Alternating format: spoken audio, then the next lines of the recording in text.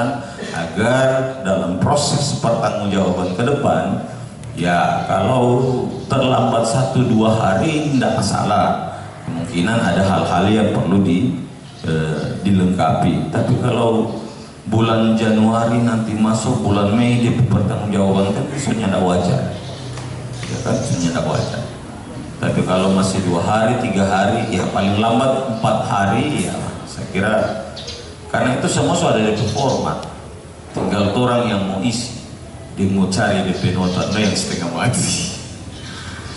Oke, Bapak Ibu sekalian yang terkasih, demikian apa yang bisa kami sampaikan. Semoga ini menjadi pegangan kita bersama. Dan satu hal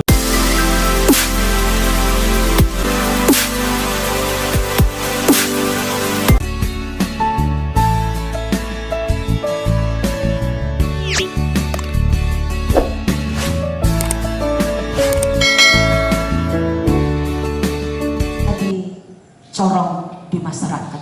Penyampaian informasi tentang pemilu itu torang yang ada di orang-orang terdepan di wilayah kita. Masyarakat mau tanya kapan pelaksanaan pemilu, itu harus tahu. Dapil berapa orang, itu harus orang tahu. Sebab wajah-wajah KPU ada pada Bapak Ibu Saudaraku sekalian. Dan mari kita jadikan pemilu ini sebagai integrasi bangsa. Walaupun orang tahu pemilu itu terkadang pemahaman orang dia sebagai arena konflik, arena kompetisi, dan lain sebagainya. Orang punya pemahaman tentang pemilu itu sendiri. Tetapi saya percaya ketika orang ada dalam semboyan Bhinneka Tunggal Ika, berbeda-beda tetapi tetap satu, dan orang ada di wilayah kecamatan Manganitu, Pateng yang lebih mengedepankan rasa ini, rasa tutengkang satu dengan yang lain, dan pemilu sebagai integrasi bangsa. Saya percaya itu akan menjadi sebuah keniscayaan. Karena itu kami tetap berharap semua kita akan dapat menjalankan tahapan pemilu dengan baik dan bertanggung jawab. Dan kami pun Komisi Pemilihan Umum Kabupaten Kepulauan Sangihe barangkali belum terlambat menyampaikan selamat menjalani ibadah Paskah, kemenangan untuk semua orang Kristen atas maut, dan selamat menjalani ibadah puasa bagi kaum muslim yang sementara menjalani.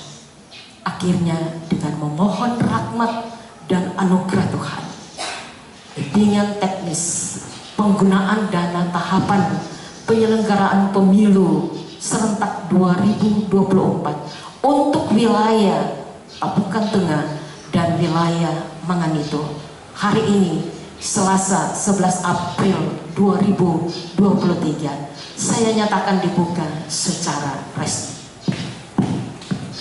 Terima kasih. Shalom.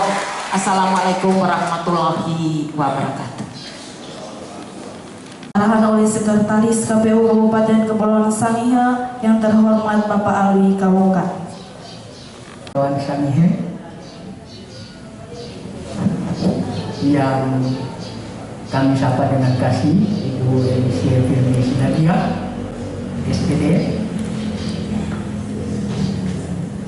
Pak Kadir Parmas, SDM, Pak Islam Patonau, Kasupat Keuangan Umum dan Logistik, Ibu Nelda Kalami, yang teman-teman tim panitia penyelenggara BIMTEK hari ini yang tergabung, Ketua PPK Kecamatan Manganitu dan juga Ketua PPK Kecamatan Pabukan Tengah, bahkan semua sekretaris dan Ketua PPS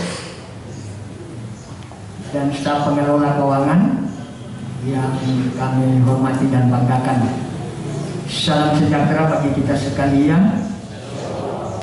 mengawali penyampaian kami harus berdiri karena harap dimaklumi tadi kalau Pak Kadif SDM menyampaikan secara duduk karena memang dalam kondisi jalan ibadah puasa. Makanya kami dua ibu menyamlai, makanya harus berdiri. Ya, banyak hal yang sudah disampaikan tadi oleh Ibu Ketua dan juga tadi Parmas SDM, tapi kami hanya mengajak kita sekalian, teman-teman semua, fokus pada pelaksanaan kegiatan hari ini, ya, BIMTEK terkait dengan proses pertanggungjawaban dan penggunaan dana tahapan pemilu khusus di lingkungan ad hoc. Nah, acuan kita dalam proses pelaksanaan BIMTEK ini adalah